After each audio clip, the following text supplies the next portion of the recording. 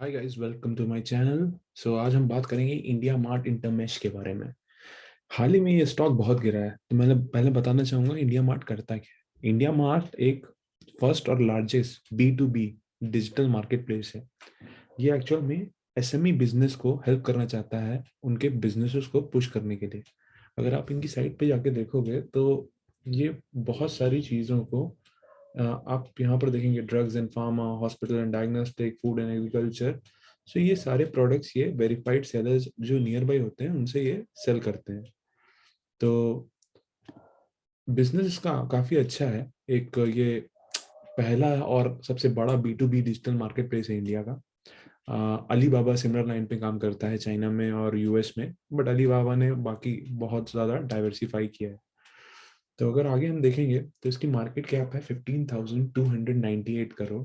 इसका प्रॉफिट अगर देखेंगे तो ये 50.3 है और आर ओ सी 39.5। इसका करंट प्राइस 5,005 रुपये है और इसकी बुक वैल्यू 572 रुपीज़ है।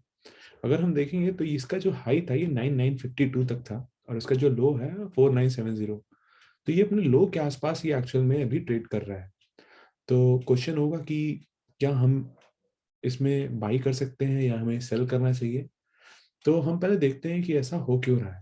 तो अगर हम जाएंगे इंडिया मार्ट के प्रॉफिट एंड लॉस में, तो यहाँ हम देखते हैं कि इसका जो ऑपरेटिंग प्रॉफिट है ये कंटिन्यूसली बढ़ रहा है। अगर देखेंगे तो -26 था ये 2010 में और आज 2021 में 333 करोड़ है।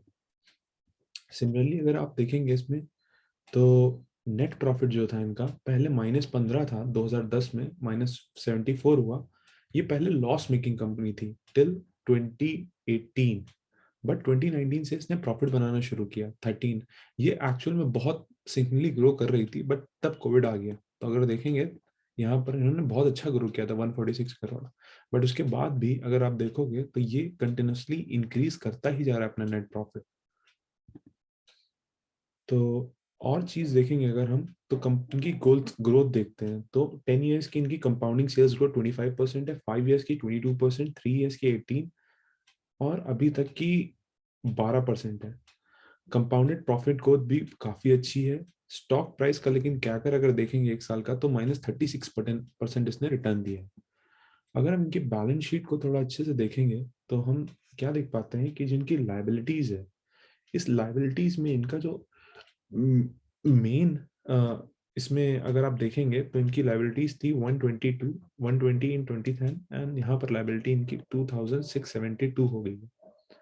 तो अगर आप देखेंगे तो इनकी बोरोइंग भी थोड़ी सी इंक्रीज है, बट अगर आप देखेंगे तो इनकी डेप्ट उतना ज्यादा नहीं है इन पे। अगर इनकी लाइबिलिटीज हम देते हैं तो trader, advance from customers, other liabilities. But सबसे अच्छी चीज मुझे इस कंपनी में ये लगती है कि they do a lot of investment. अगर आप देखेंगे तो हाल ही में ये न्यूज है कि इन्होंने 11% स्टेक लेजिस्टिफाई सर्विसेज में खरीदा है। और सिमिलर न्यूज अगर आप एक और न्यूज देखेंगे तो इन्होंने यहाँ पर व्यापार में भी अपना 61.55 करोड़ का इन्वेस्टमेंट किया है। Primary and secondary purchases will hold 27% इन व्यापार। सो ये अलग अलग कंपनियों में भी इन्वेस्ट कर रहे हैं जिसका इनको फायदा आगे जाके मिलेगा। अब बात करते हैं कि इनका स्टॉक क्यों गिर रहा है। तो अगर हम देखेंगे तो इनका जो वैल्यूएशन है ऑलरेडी वेरी हाई वैल्यूएशन है। अगर थोड़ा सा भी इनका रिजल्ट इधर उधर होता है तो इन पे बहुत ज्यादा असर पड़ता है। और आजकल अगर आप देखोगे तो जितनी भी टेक कंपनीज हैं ये एक्चुअल में एक तरीके से टेक कंपनी है जो बी टू बी में सेलर्स और से जो आपके छोटे एमएसएमईज हैं उनको ये कनेक्ट करता है। तो अगर आप आजकल देखोगे तो जितनी भी इंटरनेट बेस्ड कंपनीज हैं वो सारी ही गिरी हुई हैं, चाहे वो इंडिया में आप ले लो चाहे वो बाहर ले लो।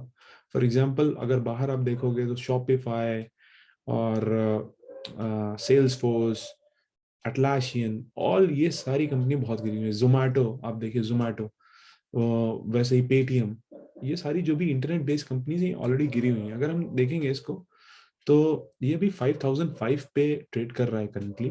अभी भी ऑलरेडी ये हाई से हम लोग बोल सकते हैं इसका जो पी है वो बहुत ज्यादा है।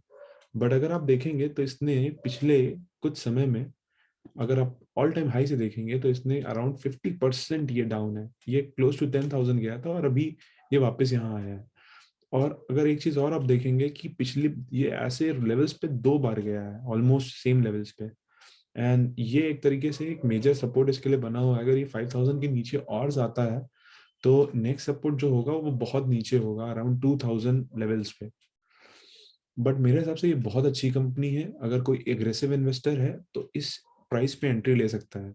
मेरे पास ऑलरेडी मैंने इसको अराउंड 6800 पे खरीदा हुआ है, और मैं इसको डाउनवर्ड एवरेजिंग करता चला जा रहा हूँ, क्योंकि इस कंपनी में मुझे ट्रस्ट है और मुझे लगता है कि similar, not equal to Alibaba, but इसमें पोटेंशियल बहुत ज्यादा है। और जो हम ये इन्वेस्टमेंट देखते हैं ना, ये भी ओवर द पीरियड ग्रो करेंगे, बिकॉज ये जो कंपनियां हैं जैसे व्यापार हो गई, या इन्होंने यहाँ पर जो लेस्टिफाई सर्विसेज लिया हुआ है, ये भी आगे चल के बहुत ग्रो करेंगे। तो जिनका इनको फायदा ऑल भी इनको आगे चल के मिलेगा। फॉर एग्जाम्पल अगर हम देखते हैं, एक और ऐसी कंपनी है Naukri.com, और जिसने कि बहुत सारी ऐसी कंपनियों में ऑलरेडी इन्वेस्ट किया था। फॉर एग्जांपल उन्होंने जोमेटो में इन्वेस्ट किया था, उन्होंने पॉलिसी बाजार में किया था, जिसका फायदा उनको एक्चुअल में उनके वैल्यूएशन पे मिलता है। ये सेम फायदा इनको भी आगे चल के मिलेगा। तो अगर देखा जाए तो मेरे हिसाब से ये अच्छा बेट है, बट ये एक एग्रेसिव इन्वेस्टर का बेट होना चाहिए।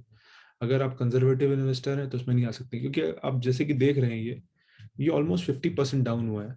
और अगर आप इसको प्री कोरोना से अगर देखेंगे तो कोरोना के समय पे ये ऑल अराउंड 1620 था। अगर यहाँ से आप इसका जंप देखेंगे, ये बहुत ही इरेशनल जंप था, 500%। बट अगर अगर आप इसको अभी के वैल्यूएशन पे देखेंगे तो फिर भी ये थोड़ा बहुत जस्टिफाइड है। 200% is also a lot, but still अगर before corona and after, before corona से अगर इसको हम कंपेयर करते हैं तो ये कुल मिला के 79% आता है, जो कि एकदम जस्टिफाइड है। 2 ईयर में 79% रिटर्न एक ऐसी कंपनी के लिए जो अच्छे से ग्रो कर रही है, इट्स रियली गुड। बिकॉज जैसे कि मैंने आपको यहाँ दिखाया, इसका जो नेट प्रॉफिट है, अगर आप देखेंगे तो कोरोना से पहले जब ये 2000 पे ट्रेड करता था, तो उस समय पे इसका जो नेट प्रॉफिट था वो 146 करोड़ उस साल आया है। बट उससे पहले 13 करोड़ का था। तो उसी की वजह से इसमें जो भी है जंप हुआ है वैल्यूएशन में। बट इस क्वार्टर का रिजल्ट इतना अच्छा नहीं है, बट मेरे हिसाब से इसमें जो बने हुए हैं उनको बने रहना चाहिए, और जो अग्रेसिव इन्वेस्टर्स हैं जिनको एक अच्छी कंपनी में ये एक अच्छा चांस मिल रहा है घुसने का, तो हम घुस सकते हैं। बट हमारा ये होना चाहिए कि अगर हमें इसमें 100% डालना है तो हमें यहाँ से शुरुआत करनी चाहिए 30%, एंड देन रिमेनिंग 70% हमें रखना चाहिए। अगर इसमें और फॉल होता है तो हम इसको और डाउनवर्ड एवरेजिंग कर सकते हैं।